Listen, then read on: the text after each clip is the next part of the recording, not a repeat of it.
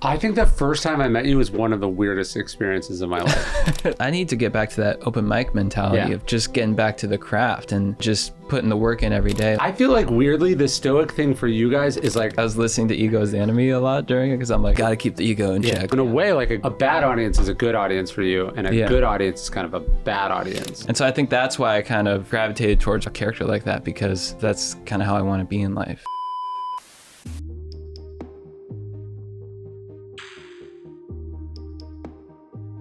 I think the first time I met you was one of the weirdest experienes of my life. You guys downtown came, LA. Yeah, you guys came to my hotel room. Yeah. And they told me absolutely nothing. They were like, no, it's these two guys, they have a podcast. This is like 10 years ago, I think. So like podcasts were still like not real. They were like, it's two guys, they have the podcast, they're going to come to your hotel room. You just record it. But they didn't tell me it was like this kind of weird satire, like joke thing. Yeah. So I was just like, it was like Borat or something, you know, like you're like, who are these people? It's like, it was in this uncanny valley between like real and not real. And then you guys you sat down, and this is like, this would have been weird even if it wasn't in character. You just went directly into an ad read for people who don't know on podcasts, you do like the intros and the ad reads separate when they're not there, so they're not sitting there. But you guys went directly into an ad read for like a manscaping company. And I'm like, these people are in my room for the next hour. What is happening?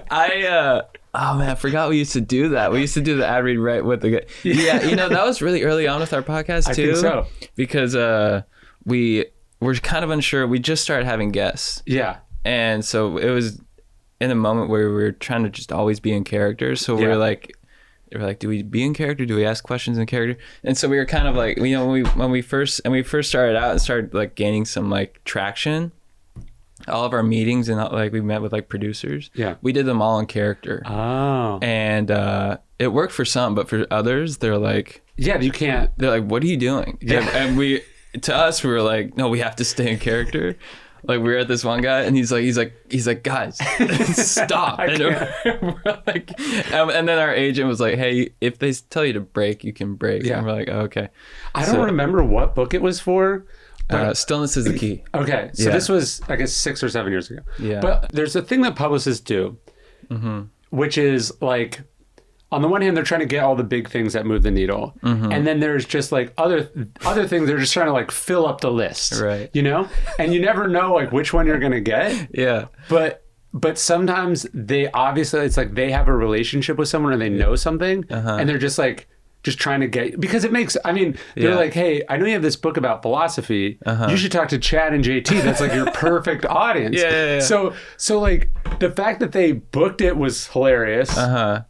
And then they just didn't brief me on it at all. Like they were like, okay, this is out of your wheelhouse, but it's going to be really fun or whatever. Like they didn't tell me about it at all. They were just like, I know you're doing NPR later in the day. You know, you did the evening, you did like the local news yesterday, and then we're just squeezing in Chad and JT. Nothing we need to tell you about this. It's just an ordinary interview. And then I'm like, what the fuck is happening? That's so funny. I didn't. Man, it's so funny to look back on that. Yeah, and we probably just left, and you're like, what was? Yeah. I would love to. The only reason I haven't gone back to watch it is that it might ruin whatever, like I think so fondly of it, like it might be like 2 seconds in, you guys are like, by the way, this, like you might have been, but I'm just remembering it being like, what is my life right now? And are these people like this? Because I grew up in California, so like I think that's what is so compelling about the characters, is that they are in the uncanny valley of like, I think you have to be pretty dense to like not to be like, Borat, this is real. Right. You know, like there's a whole world that you would have to go in to buy that. Yeah. But like if you come from California, like this isn't that uncomfortable. Or sorry, this isn't that out of the ordinary. No, it's weird, but I mean, it's very close to who I am. Yeah. You know, it's my brother is sometimes like, that's who you really are in a sense, because like in real life, or when I'm not sort of like, you know, playing Chad or whatever, I'm like kind of a little bit guarded, and not guarded, but just a little bit more introverted. Sure. And then, but when I'm like, feel like kind of fully like safe with people, that's like when and he's like, Chad is who you really are, like on the inside. So, but then, there's like a Michael Scottness to it where it's like, what is a person who doesn't feel shame? Which like shame is a constraint on all of us. So it's I imagine if you removed shame or self-consciousness, there's something very freeing, but then also kind of terrifying about that guy. Totally. Yeah. And I've always admired that. Those are always my favorite characters in TV. And, you know, Kramer, Michael Scott. It's like people who go through life who where to you, it just looks like they're, in their minds, they're always winning. Yeah. And they're always kind of crushing it. And they're not even aware of like what other people are thinking or what other people think of them. And I always, whenever I would watch that, especially watching Seinfeld, I'd always be, it just felt so freeing to watch for me. Yeah. And so I think that's why I kind of gravitated towards playing a character like that, because it's just, that's kind of how I want to be in life. Did you ever do the Seinfeld reality tour in New York? No, I haven't done that. But it's like led by the actual Kramer. Is it? Yeah. It's like that whole thing is real. So like, remember there's like an arc later in the season where Kramer does the Peterman reality tour because he's Peter. It's the whole thing. But yeah, Kenny Kramer was a comic that Jerry and Larry David were friends with or lived down the hall from them or whatever. They based it on him. And then as the show blew up, he kind of became famous, but he didn't participate in it. Right. So he started a real bus tour. And I went on it when I was like in high school or something. Yeah.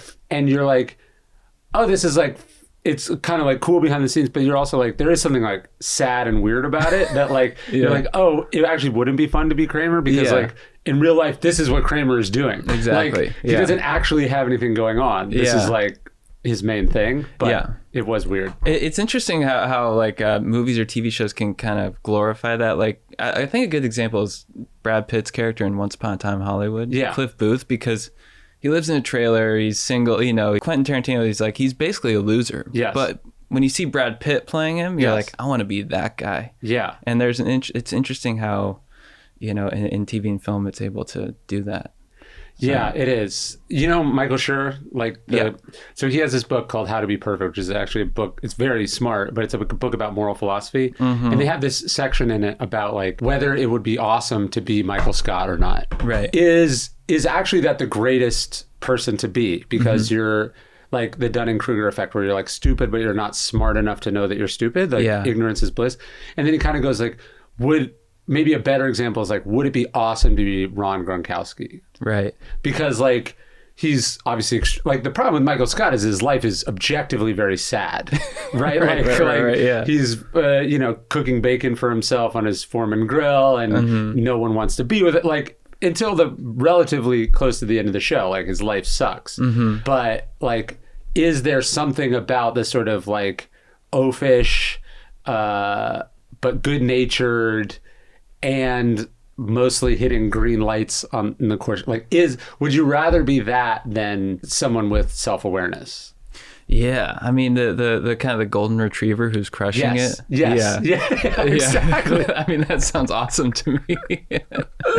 That's Ron Gronkowski seems like a big golden retriever, like a derpy dog. Yeah, who actually, from what I've read, is actually like pretty smart. Like he's like, I only live on my, my endorsement money or whatever. Like it seems like he's playing a bit of a character actually. Yeah. But like, there's something about self-consciousness, I think, that is probably at odds with happiness. That's different than self-awareness. Right. But that like sensitivity to how you're coming off. Yeah. Well, oftentimes if we're shooting something and like we're kind of in character, it is very freeing. That freeing sense of like just being totally unaware of how other people are feeling. It's kind of like what I was saying earlier. That's kind of why I gravitate towards that, because it's like, that's kind of how I want to live. Yeah. And I think I'm the fifth child. So I think I was always kind of branded as that when I was growing up, is like kind of like the baby to everyone. So you're like, I'm the baby. They're like, you're going to win the lottery. You're just lucky. Yeah. You know, you just kind of like, you're just kind of cruising through life. And like I studied philosophy in college, and, you know,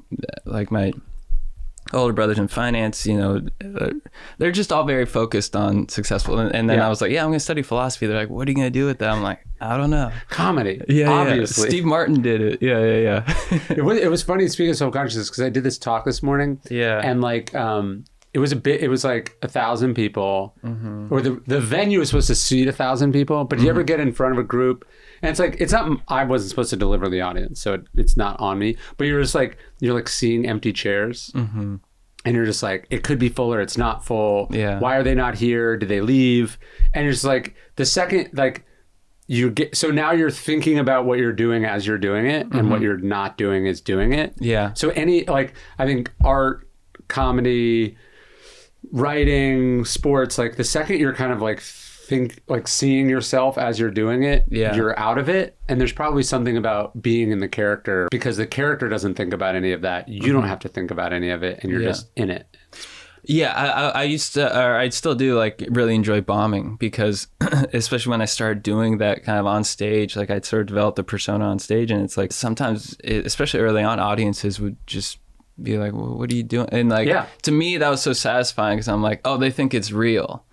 And so I kind of found there's like a freeness, whereas if I'm being more myself, you can kind of hone in, like, you know, if everyone's laughing, but there's one guy, he's like kind of looking at his phone, or he's just like kind of like looking around, you just hone in on that, and it does kind of like break you from that kind of like performance kind of flow state. Well, it must be weird for you, because if the audience is in on the joke, like they know who you are, that's much more favorable to you than when you're performing in front of just like, if you're just going up in front of at a club, or if you're like in front of a city council meeting or whatever. Like the character kind of thrives on the not receptiveness to it. So in a way, like a bad audience is a good audience for you, and a good audience is kind of a bad audience. True. Yeah.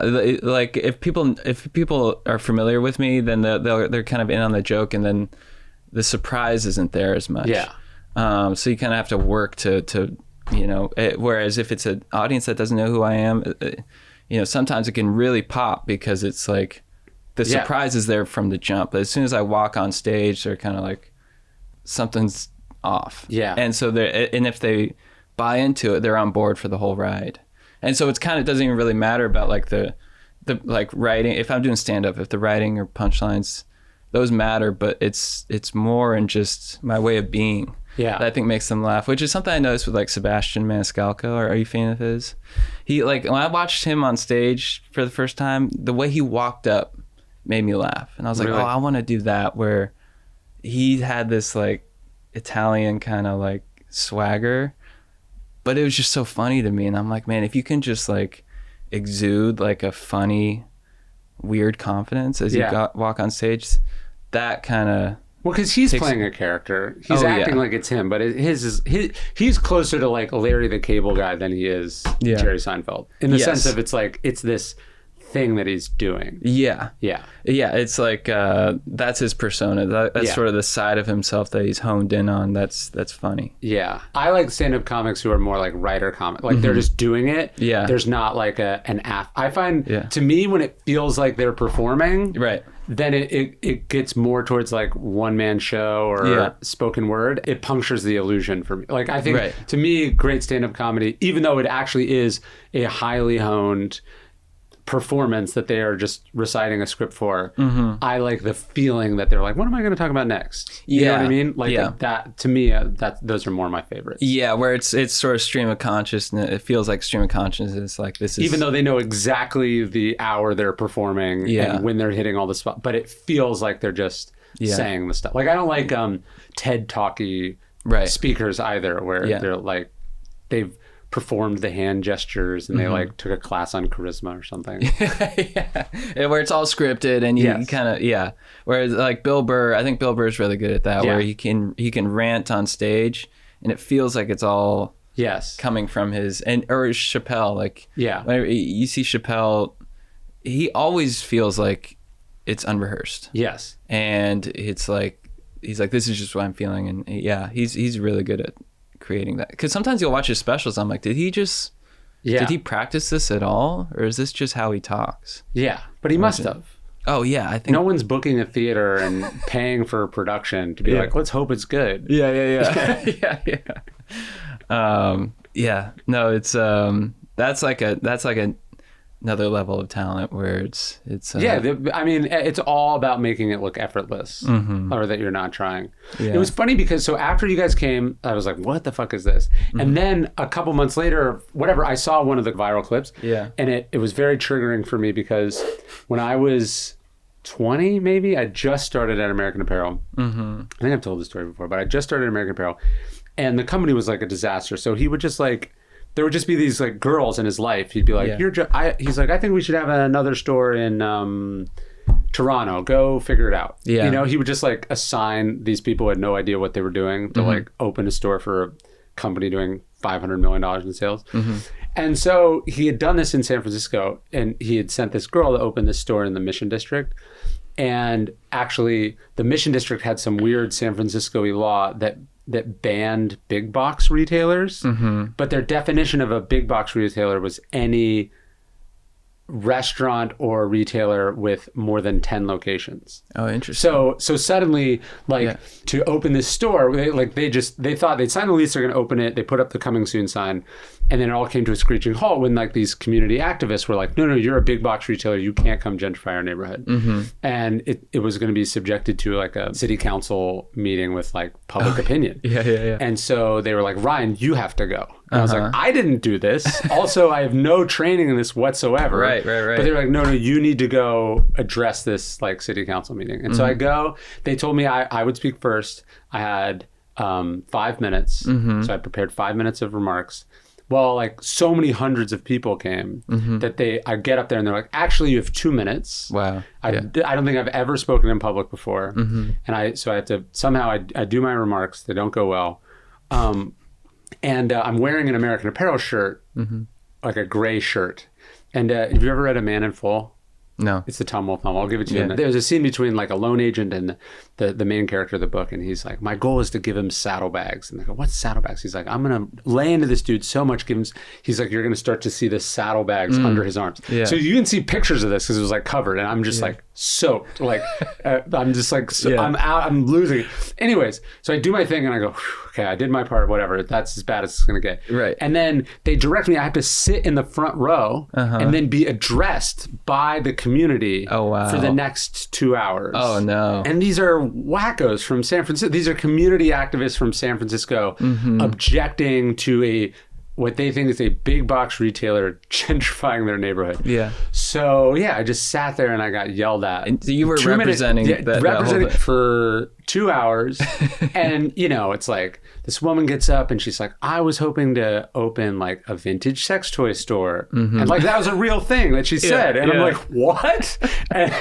Used sex toys? And then this one guy gets up and he goes, and this is why I thought of you guys. He gets up and he goes, like it was like pros and okay, right? And he's like, he gets up as pro. And then he's like, I was here to speak in favor of American Apparel, but that's because they paid me. He was doing performance art where he was pretending that he was a paid plant and then was ripping the mask off to show that he was actually against it and that the corporate interest was trying to bribe the community. And it was just like, I'm like, what is happening? Like, this dude is like, there's not even television cameras here. Like, he's just doing this art like for himself. And then there were just all the people like what you guys do where they're just getting up and they're just talking about totally like, I can't get my television to work, or whatever. And I just sit there for 2 hours. One person earnestly spoke in favor and then 2 hours of no's. And then I just had to go home. When you're sitting there, like, how are you? Because I'll watch the council when they're berating the council. The council will kind of just like, not even, where you just sort of just. Yeah, and I'm like 20 years old. I have no idea. Like, and then, and it's like, it wasn't my idea to open the store. It wasn't my responsibility to open the store. I've worked at this place for like 6 months. I don't know fucking nothing. Wow. And it was just like, what is my life right now? I mean, now it's hilarious to me, but I was just like, in the moment, I was like, what is happening? Did they give you a script? Did you write it? Like how? I wrote 5 minutes of remarks, which I mean, if I'm like, hey, go up, do 5 minutes tonight, and then as you walk on stage, they're like, actually 2. You're like, fuck, this is like a whole, there's a whole rhythm. Like, I can't get, like, that is a world, 2 is a world of difference than 5. And so I think I barely got through my things, which I'd written out. And even if I delivered like some Rudy-esque speech, they would have been like, there's nothing I could have, it was a foregone conclusion. We should have just eaten the lease from the beginning. Yeah. The punchline to the whole thing is like, the Mission District is now one of the most gentrified neighborhoods in San Francisco. It was totally pointless. Yeah. But that was. And did you guys ended up opening the store? No, I don't think so. Oh no. No, I think they just ate a 10-year lease. Yeah, that's so interesting because I'll watch the council too. I mean, they'll have people just screaming at them. Yeah. Every meeting they'll be like calling for them to be, arrested or and then they'll be like, all right, next agenda item. Like they're so like they deal with that so much that they're able to just kind of, I think they compartmentalize that. Just kind of like there must be some briefing you get the day after you get elected and they're like, okay, let me tell you how a city council meeting goes. These are the 20 people that attend all the meetings. Yeah. This is what they talk about. Yeah. You cannot engage in any way. Yeah. These are the red lines that we enforce. And then, just think about what you're going to have for dinner or whatever. Like, because there is a kind of they're having to be very self-controlled. Yes. Yeah. I've only seen a couple instances where the council has responded. Usually LA City Council, because it gets so heated in there. Right. And, if someone from the public is saying racist remarks or something, I've seen them actually engage. Yeah. But other than that, they're very they're able to just sort of take it in and they'll be like, okay, well, I propose this change to the agenda. Yeah. Meanwhile, someone's just called them a terrorist or something. So when we get in the council, actually, people, they enjoy it. They're pumped. Because it's totally off topic. Yeah. But it's not like alarming in any way, and it's like I don't know, it's like a puppy just ran up or something. Like, what's he gonna do? Exactly. Like, it's not. Yeah. It's also not like, although some of it's weird. It's not like creepy, like it. In the way that it's positive trolling. That's what we call it. Yeah. Yes. Positive trolling. Yeah. It's a lot of fun. Yeah. What is the difference between positive trolling and regular trolling? Negative trolling, I think. Like, where do you draw the line?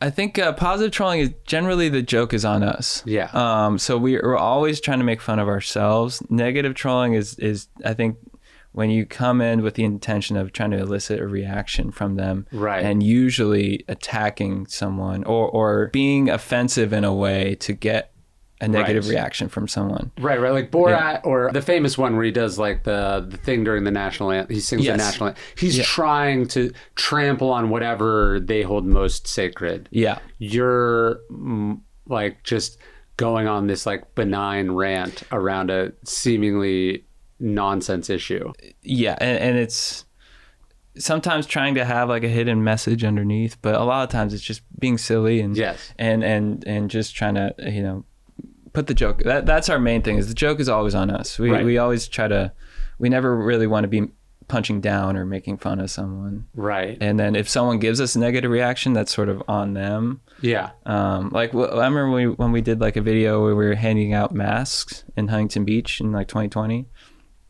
And we were just trying to be as naive and innocent as possible because it was during like the lockdown protests. Yeah.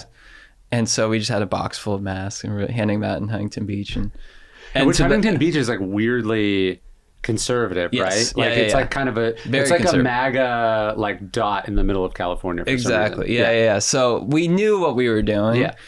It was that was maybe more trolling than just positive trolling, but the naivete that it's like, oh, we're just handing out masks and then like allowing people to kind of decide how they want to react is so if it's negative, that's sort of it's on them, if that makes sense. I feel like weirdly the Stoic thing for you guys is like the one, staying in character must be difficult, but like the restraint to take the thing you're doing seriously must be tough. Like when you pull up and you're blasting the audiobook of 50 Shades of Grey at a gas station, or you're just going up to these dudes who really care about cars, and you're just quoting Fast and Furious as if they're real car observations. Yeah. Like, it only works if you act like it's not the dumbest thing ever. It's sort of like they say in comedy, it's like, to the character, it's not comedic. To the character, it's, you know, if you're in comedy, you're playing a character and you're trying to be funny. Like Michael Scott, you know, Steve Carell, you know, I think he's playing that where he believes that whatever he's doing is right, and it's like kind of, it has to make sense to him. It makes sense to him. Yeah. I think that's just the golden rule, is not trying to be funny. It's taking yourself so seriously that it comes off as funny. That's the self-consciousness thing that you have to conquer, right? Which is like, you have to be in the thing doing it. Yeah. If you zoomed out, you know that you set up the premise. So you know the premise is funny. Yeah. And you're doing it to be funny, and yet you have to embody this space, this physical body, where you're insisting that it's not funny. Yes. And that would require, I think, a lot of self-control. Yeah, the kind of, if someone's laughing and they're laughing at you, and there's that temptation to kind of break the tension and laugh with them. Like smile, to match you're having to not match the emotion of the person across from you. Yeah, and your instincts would be like, smile, break the tension, like let them know that you're joking. Yes. And kind of let them know that you're not insane. But then the kind of, I guess the craft of it is sort of like, no, go deeper into the opposite of that, like get more serious. And that's actually why I stopped when we started doing podcasts, trying to interview a character, because there's like 60 minutes, you know? Yeah. And we're like, and at a certain point you're like, man, like I just want to let them know. And there is that is like a discipline, I think, to kind of performance. You have to do that when you have kids, where it's like they're telling you something and it's like the dumbest thing ever, right? And you have to be like, oh yeah, that's not just like, oh, you have to listen to, you know, the acting of like listening to boring stories, but more like, I have to take what you think is a grievous wrong very seriously, even though it's comically absurd, you know, or like you have to take the fear serious. You can't just be like, no, it's all right, or like, no, it doesn't matter. Right. Like you have to like first engage with it as serious, and then sort of talk them out of it or talk them through it. Right. But your instinct is to be like, what? You know, like, and you can't do that. Yeah, totally. How many kids do you have? Two. That must be fun. It's a lot. Yeah, it's a lot. Yeah. Yeah, they're like maniacs. How old are they now? 9 and one turned 6 yesterday, or day before yesterday. It's also funny. Like my oldest, he took like an improv class in school, or in a club. So then I was like, what happened was I made a huge mistake, which is that I was like, I told him the Michael Scott thing from the first season of The Office, where he's in improv, and in every scene he like kicks down the door and he just goes like, freeze FBI, which he immediately thought was the funniest thing of all time. Yeah. And then he told the other kids in the class, and so it just like essentially broke the class. They all did that. Because like on the Michael Scott level, they just immediately, like, they understood what Michael Scott understood, which is like, that's the most intense thing you can do. Right. Even though, you know, and so like watching this performance, and they're all like trying to do it, you know, and it was funny. But then I started showing him other stuff. Like I showed him stuff from The Office, and then we watched like Saturday Night Live. And now he just like quotes stuff from, and you're just like, oh, how are we like getting the same, right? We're like enjoying the same jokes. Yeah. That's weird. Like he really likes like that George, like the Nate Bargatze, like George Washington one, like, because like life is absurd, and he doesn't understand why it's certain, like, because he's always like, how many is several, you know, like you know, or like like so at some level he's already sort of picking up on like the fucked upness of like why things are the way that they are in the world, you know. That must be a trip, like it's because, you know, seeing them from a baby to when they're actually starting to develop a personality and like understand things, and I'm sure that's kind of like, oh, you actually understand. Well, to understand something enough to see what's funny about it, right, is like another level of understanding, and then it kind of sneaks up on you, like when that's happening.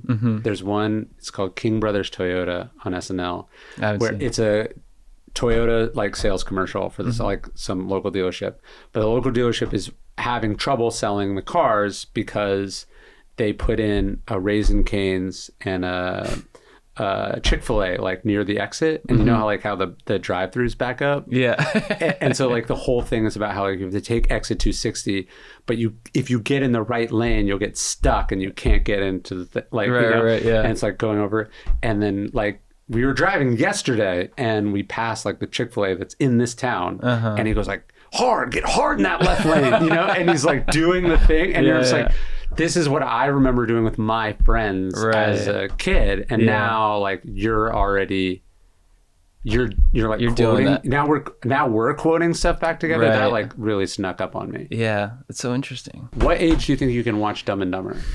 I'm trying to think. I'm going back through and like, what are things that like, and then it's like sometimes you watch, oh fuck, I forgot, like somebody kills himself in the middle of this or whatever, and then you like, it's not the cursing I don't care about, but it's like oh wait, there's a weird like orgy scene or something. You're like, what is this? So I'm trying to think when did I watch Dumb and Dumber?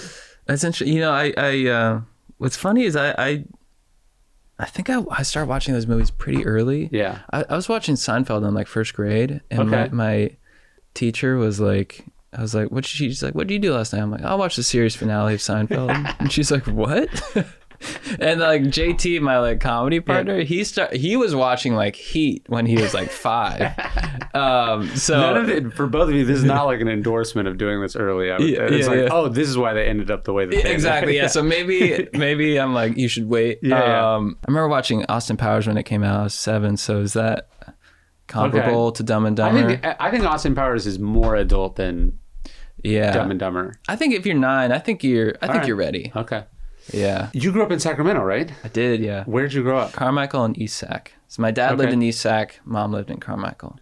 Got it. Yeah. And were you Granite Bay? Well, in high school, I grew up in Fair Oaks. I was born in Gold River, and then we moved to Fair Oaks, and then we moved my parents didn't want me to go to Bella Vista. Okay. Where'd you go to high school? You went to Granite Bay. Okay, yeah. All my friends went to Jesuit. Yeah.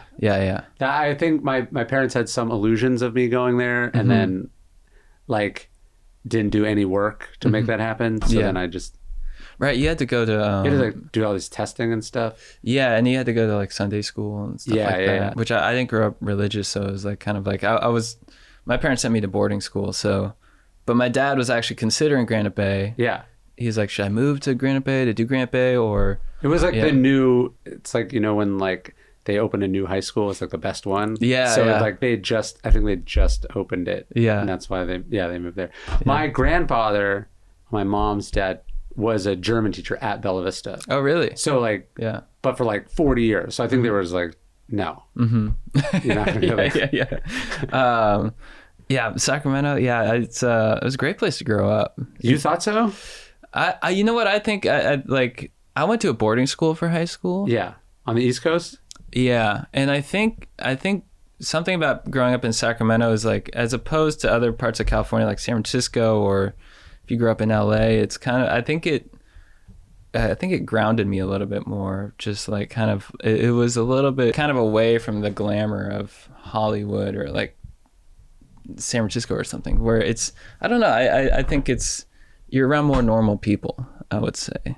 Yeah, I think that was the problem for me, is that it was just normal people. Like I obviously none of my parents' friends or my friends' parents were writers, but I don't think any of them were entrepreneurs. I think they all had jobs, like all had as normal a boring a job as you could imagine. Yeah.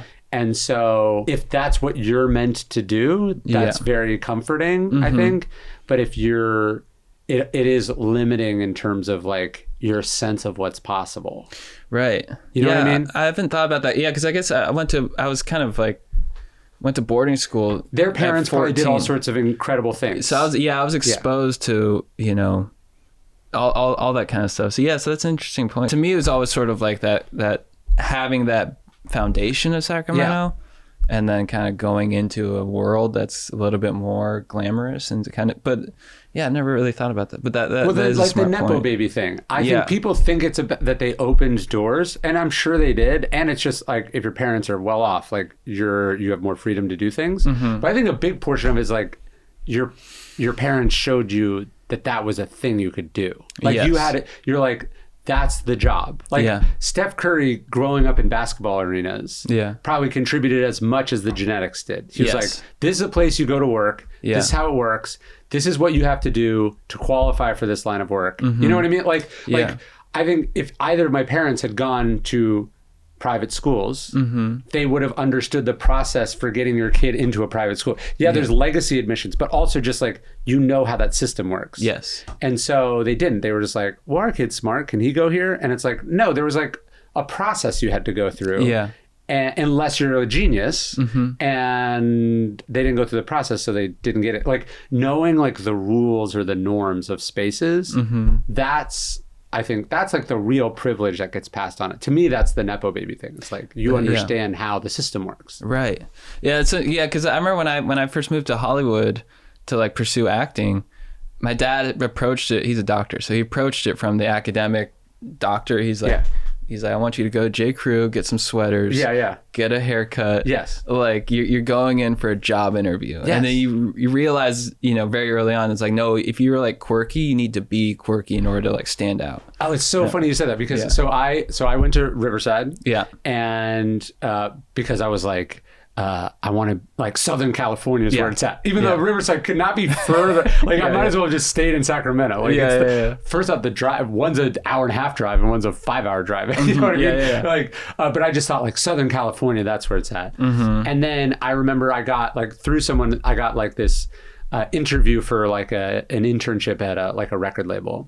So I told my parents, and they were like, same thing. They were like, here's our credit card, like go buy a suit. Right. And I bought a suit. I showed up to an interview at a record label in a suit. you know? And it's like, I lost the job the second I stepped in. You know, like they should have been like, you would have been like, hey, go buy these 50 albums and listen to them. You know, like, but to my parents, just like to your parents, not understanding the system, they're like, you got to dress up and then you got to show up and have good answers to the questions. It's like, no, you're actually precluding yourself from having the job by the way they're showing it. So it's like, it's understanding how the logic or the incentives of different systems work. That's like the real power. Yeah. And it's so, because the first year I was in LA, I was wearing button-ups and I was wearing like, kind of like preppy clothes and people are like, what are you, like, this isn't you. And I'm like, and then once I started doing stand-up and I started teaching surfing as like a day job and I started to like, get tan and kind of blonde streaks in my hair. And then people were kind of responding to that. And I was like, oh, that's who I should be. Not this kind of like, you got to act like you've been here before. Exactly. And you're acting like no one wants, you're showing that you're a tourist. Yeah. And my dad was always like starting off. He's like, I really think you should try to get a job as a soap opera actor because it's consistent. It's a day job. He's always thinking about our futures and like worried about it. And he's like, this is like the most consistent thing. You could do this for 40 years and get a steady paycheck. You may want to kill yourself, but he's like General Hospital. That's my dream for you. Yeah. That's so interesting. Yeah. It did take me a little bit because, a while to embrace that. Like, no, you have to embrace your weirdness, especially in something like entertainment. Yeah. And kind of lean into it.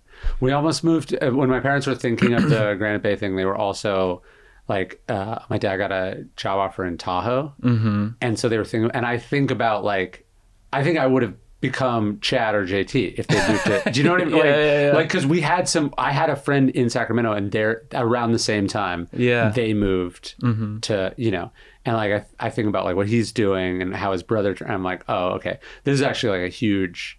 You probably don't want your kid to grow up in paradise. It's not good for you. I've thought about that too. My dad said he had like an offer to work in San Diego. Yeah, and he also almost worked in Redding.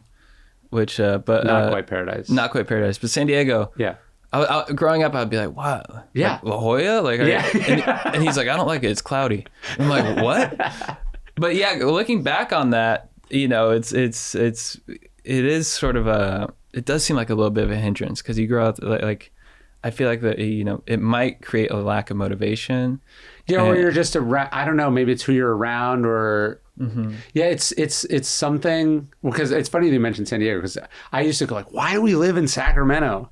And yeah, they're like, it's close to San Francisco, close to Tahoe. And I'm so its primary selling point is its proximity to 2 other better places. Yeah, it's like the parking lot. Yeah. But it's like, but you could have done what you do in Sandy, like, because now they retired, they live in nice places. And I'm like, why did you live 50 years in a place that sucked for, hopefully 30 years in a place that doesn't. Yeah. And so I'm like, San Diego, you could have just split the difference. Yeah. But yeah, I think there's probably something good to grow up in like a normal, regular place. Like kids who grow up in Manhattan, I'm like, what is your life like?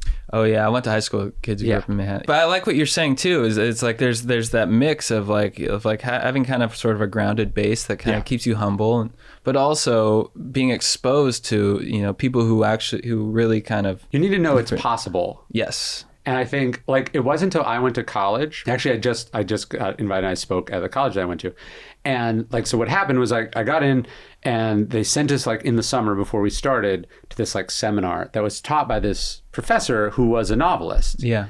And we had to like read her novel, and we get the book, and it's like a real book, like from a real. It says like New York Times bestseller. Like it was a real, and I'm like, oh. This is a thing that people do. Like I loved reading, but like I had the same relationship to books as I did to movies, in that like, I know they exist, but I have zero conception of how they get made and who gets to make them. It's like a rock star. Like, yes, there's 20 people who get to do this, but it's not a thing that regular people can do. And I met this woman, her name is Susan Straight, and she's a sort of a California novelist, and it's like, oh, like you're a regular person and this is your job. Yeah. I got more out of that in the college experience than any classes that I learned. Like just the immediate exposure to how a whole field or like a world that I didn't know existed. Yeah. Which if I'd stayed in Sacramento would not have occurred.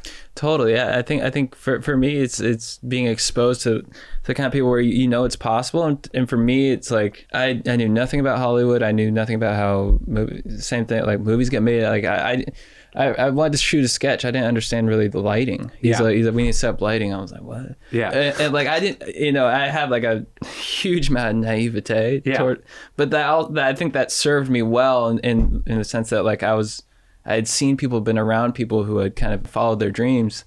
And so I was like, yeah, I could do that.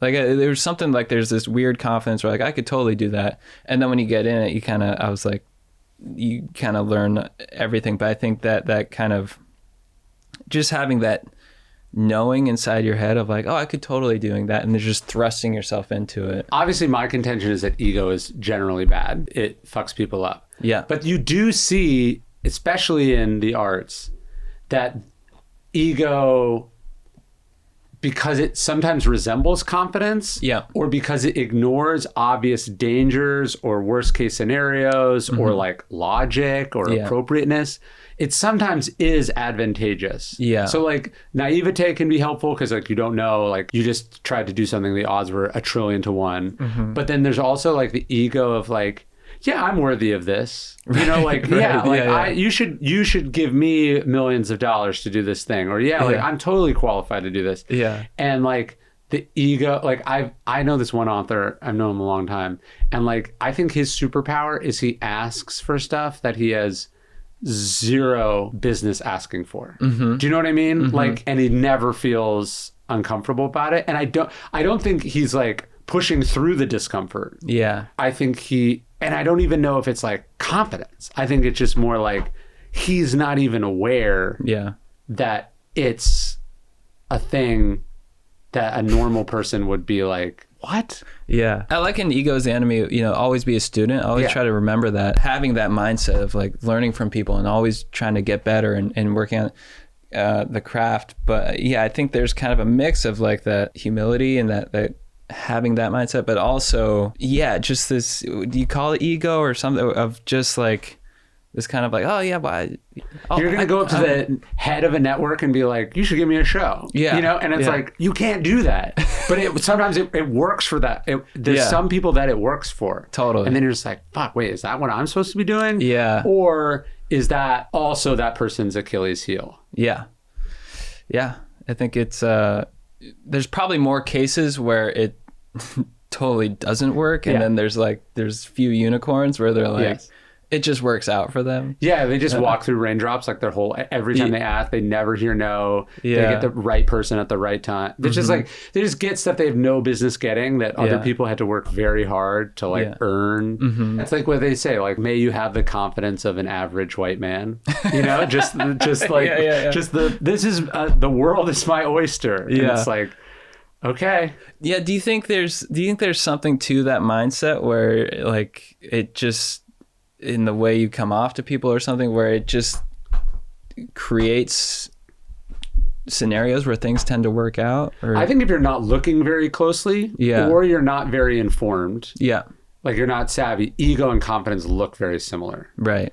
Just like mania can look like charisma. Yeah. But if you've never been around someone to be like, oh, this is what a crazy person does. Yeah. You're like, I'm pumped around this guy. You don't realize like it's going to crash at some point. Yeah. Especially if you're not confident, the confidence of egotistical or narcissistic people. I mean, like you look at the first couple people that I worked for, I was clearly searching for something, you know, like some daddy issues stuff. And it's funny because I look at my sister has that, so it's like clearly something. Most people see that kind of boss and run the other way. We're like, I love it here. This is normal. You know, that like a lack of awareness. It works for you until it doesn't work for you, and then you tweet something and you're like, what? You know, or what do you mean? On a long enough timeline, it becomes a disadvantage. That's why I think you can confidently go like, ego's the enemy. But it clearly, I mean, there's obviously an extraordinary amount of very successful, very egotistical people. Yeah. I just think it's two things. One, like you gotta like that's the myth of, was it Croesus? Where it's like you gotta wait till the end till you judge a person happy. But I also think unless you're really studying them closely, you're not seeing all the ways that they actually could have been more successful. Right. So it's like maybe, that person's ego makes them shameless enough to ask for stuff that they have no business doing. But by the same token, they tend not to do the work to then earn the thing because they think they're entitled. Like, you know what I mean? Like, it seems like confidence to be like, give me the shot, game's on the line. Yeah. But like, actually a great athlete, it's like, they know they have to do the work to earn that. You know? Yeah. And if you're just like, no, give it to me, but you don't have the goods, then you're going to lose said game when it's on the line. So that's... I see what you're saying. I think that's, it's the confidence to want to get the opportunity to put yourself in that position. Even when I was starting out, I was like, you know, there's these things called bringer shows for stand-up. Have you heard of them? Yeah. Like basically... You get stage time if you bring 5 friends. If you bring the audience, you get stage time.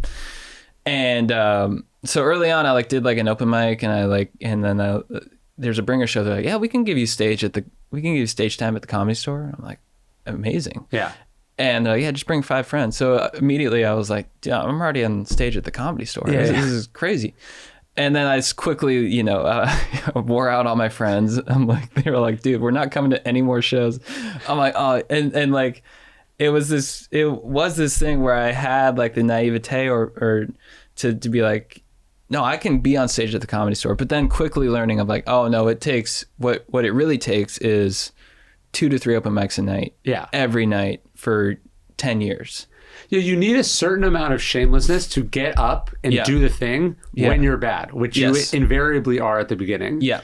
But you also need like the humility and maybe even the self-loathing to like think that you're bad. Yes. So you do the work to get good. Yeah. What sometimes people will have just the confidence or the chutzpah to be like, I can fucking do this. Yeah. And then they get up there and they so live in their own bubble that they're just bad, but they're not feeling the shame of being bad and then doing the work to get good. So that's how you stay shitty for a long period of time. And you see that a lot.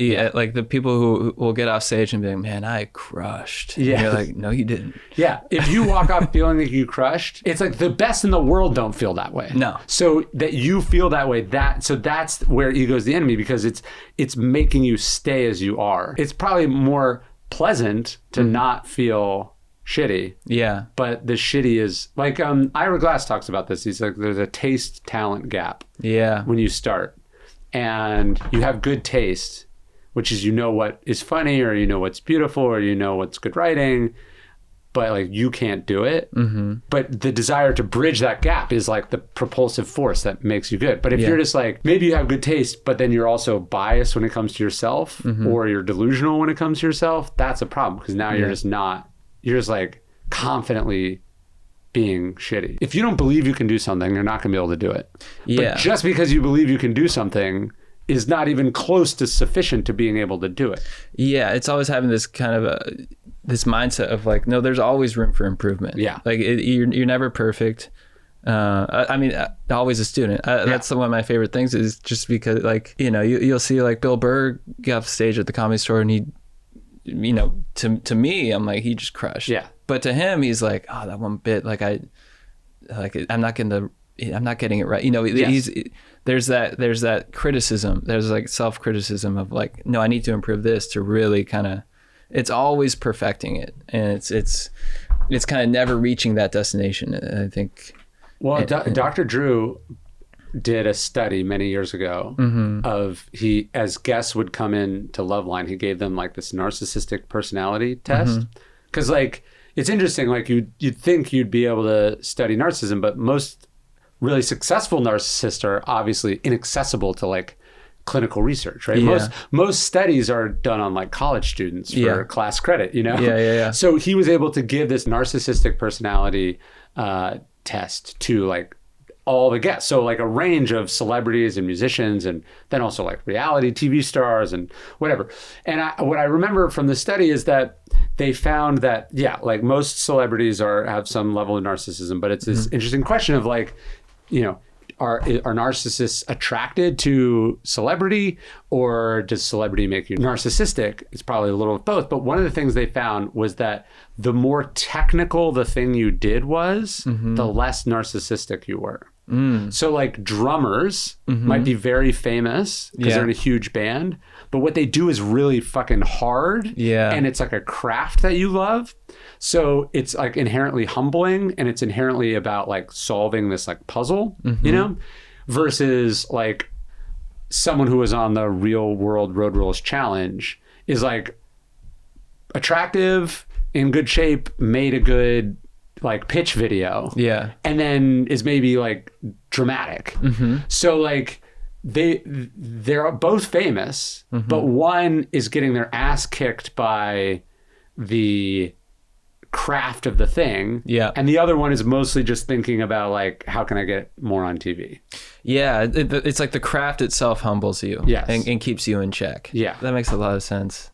So it's good to have some, I think, like, to just be an actor and then become famous. Obviously acting is a craft, but it's not a craft you get as many reps in as other things, because it involves other people, right? But stand-up is like a thing you're going and doing every night, and it's whether you're doing it for 1,000 people or 10 people, it's fucking hard. And you get humbled by the audience too. If you're not improving, if you're not constantly putting your A game forward, the audience will humble you. And I feel like for actors, if you're making your living as an actor, most of the time you're not acting. Yes, that's what I mean. You're not getting that many reps. Yeah, you're acting, you know, maybe 6 months out of the year, and not a lot of the time it's just hurry up and wait. You're just sitting on set. So like, how many movies is even a great director going to do in their life? I mean, five, you know, and a lot. So a lot of times you're not doing the thing, but you are. If you have succeeded, you're being the person. You're being the noun versus the verb. Right. Like you're walking around, you're on panels, you're talking to classes, you know, you're negotiating contracts, but you're not like, fuck, how do we get this shot right? You know? It's more people asking you like, how do you come up with that? How did you come up with that shot? And you're like, oh, well, you know. No, I feel like, I feel lucky because like my first book came out and did well, but the Stoic stuff was much more gradual. And then I know people who like their first book, it just like crushed.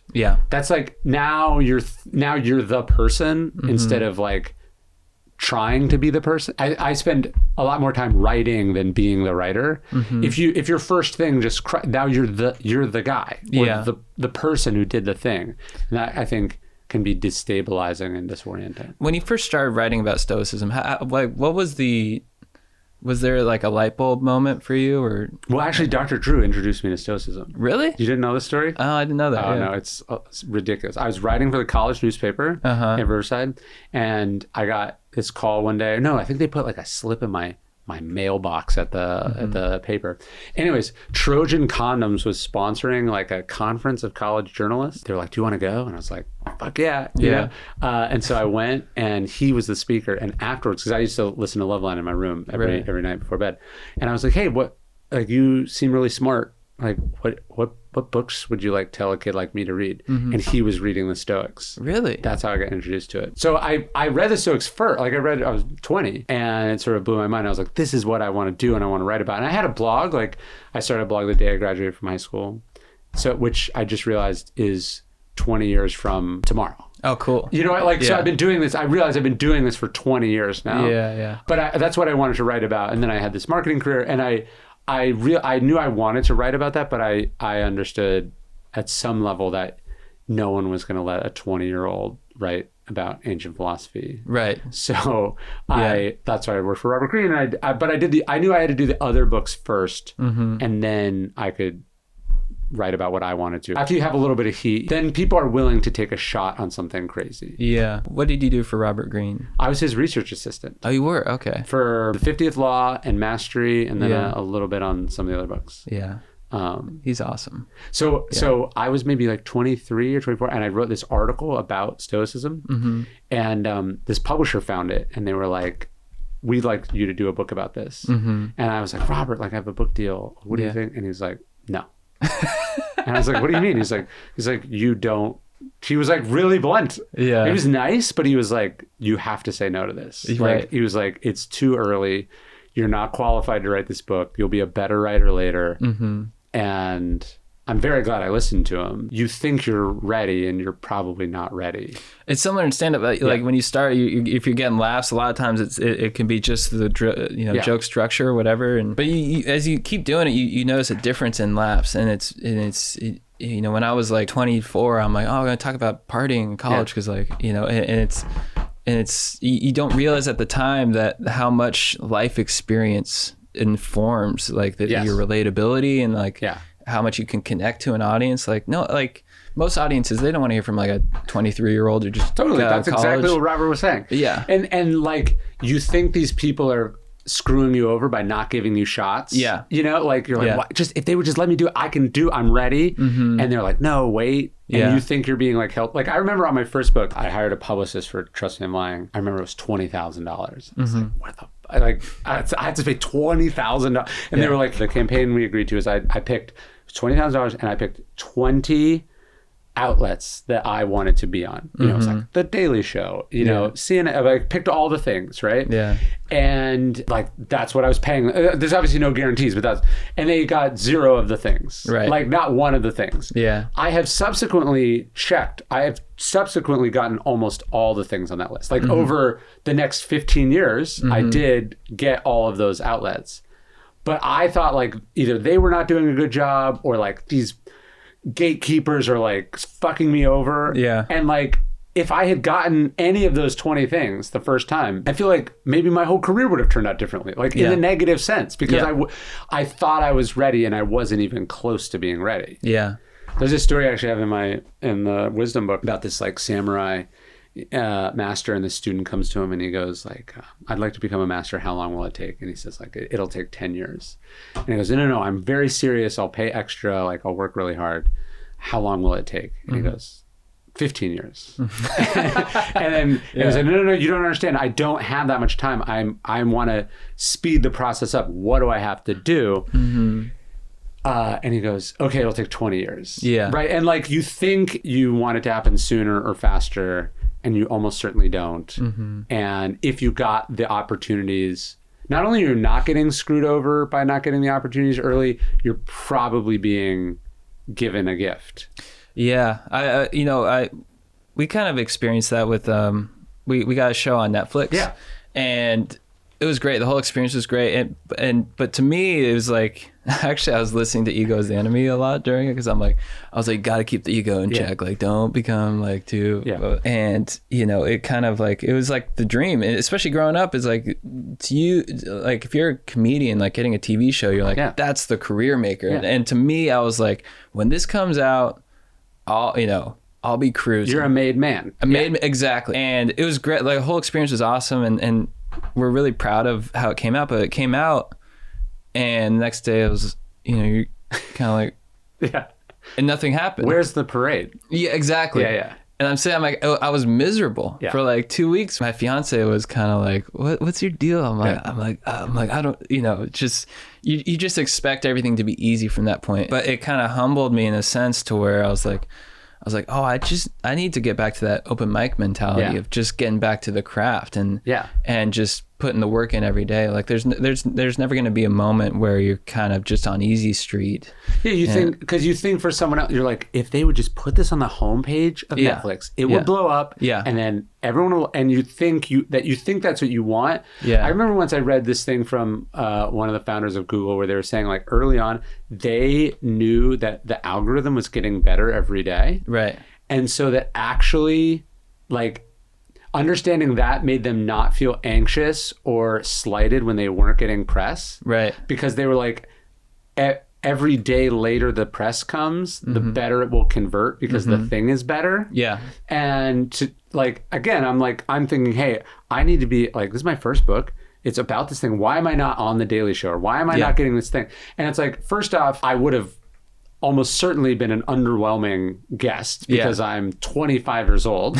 I'm never, like, I think for my first television appearance, I'm going to go into the fucking lion's den of like one of the fun, you know, like, who am I to think I'm going to pull this off, right? And then also, let's say I had, then however many hundreds of thousands of people are watching, some percentage of them are going to buy that book. And you know what they're going to think? This is an okay first book. Like I'm much happier that it happened 10 years later and I had gotten 10 years better at the thing. Obviously this is contingent on you not quitting or, you know, like bouncing out. Like you have to have that sort of stick to itness, like to know, like, no, I'm getting better every day. So actually, like, I don't need the attention right now. I'm just going to keep doing the thing. It's probably a better... That is when people go, well, isn't humility like a disadvantage? No, it's actually kind of a confidence because you're like, I'm not going anywhere. I'm getting better. I'm just going to do this fucking thing. And like, yeah, if you're like, you get a show on Netflix and you're like, I made it. I'm amazing. That's like as good as you're going to get. Yeah. But if you're like, and I'm doing stand-up tomorrow, then you're going to be that one rep better plus a TV show. Exactly. I remember I was like, oh, I'm sure, you know, after this show comes out, we're going to be playing theaters. And I'm so glad it didn't turn out that way because like we didn't really tour before that. So it, you know, gave us the opportunity to tour, which is amazing, you know, but it's, you know, it's clubs and you go from like stand up in LA to where you're doing like 10-minute sets and you realize very early on that like holding an audience for 30 to 40 minutes is something entirely different. And giving people a show is something entirely different than doing 10 minutes at the Improv. Yeah. To where it's like, I'm so grateful that it humbled me in a way to where it's like, oh, now I understand how to put on a show. Yeah. Now I understand what I want to, if I go on the road, if I'm playing to a crowd of people, I know what I want to give them. I now have the skills to, you know, give them something to where they leave feeling satisfied. Yeah. And you'll see that too with people like early on, if like the industry is very hot on them, they're like you're the next Chappelle. Like it kind of ruins their trajectory. Totally. No, I think one of the blessings and curses of social media is that it can skip all that. And so if you don't have the goods, you're not going to develop the goods. It's like if you decide to get into sports because you're really tall or you're just really strong or like you're not going to develop the technique. You want to be genetically gifted, but not so much so that you're used to coasting. Yeah. Right. And so, you notice like, I notice this like with people who like, they have a big podcast and then like they'll sell a book or like a TV show, but it's like, it's not that podcasts are easy. It's just that you didn't start as a writer. Yeah. And so you just think that because you succeeded over here, that transfers over here. And it's like, no, this is a totally different medium. And it's actually a much more demanding medium because you're doing all the work. Yeah. And so I'll notice it's like, oh, you have the goods to carry on an hour conversation or even a 3-hour conversation. Yeah. But you can't do a book that might take 20 hours to read. Right. Like, that's so much. Like, you just realize like people were blessed by the algorithm, but they were also cursed by the algorithm because they're not developing the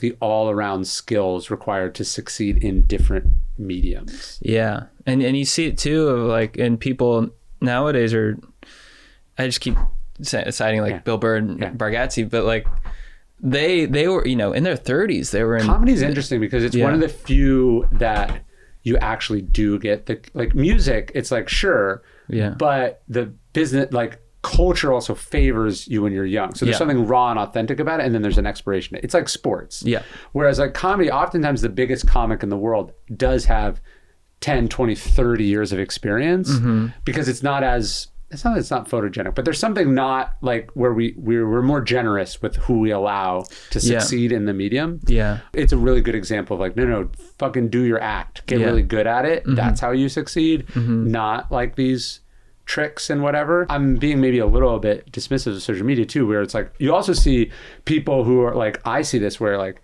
there's people who know more about philosophy or know more about like the technical stuff, or maybe they're even better writers. And then they think like the social media stuff is easy. Right. And it's like, I don't think you actually understand how hard it is to take a complex philosophical lesson and make it accessible to millions of people, because most people not only aren't interested, they're anti-interested in this thing. Do you know what I mean? Like it's not like they were dying. Like people were like, oh, he's a popularizer or something. And it's like, people weren't dying for me to do this. Right. You know what I mean? Like they had stereotypes, preconceived notions of how they were not. Like there's a headwind. Yeah. And so, it's like that's where ego is the problem. Like the Midas touch is a cautionary tale. Like if you think you have the golden touch, you're going to fuck shit up because you're not going to do the work to be careful about the other thing.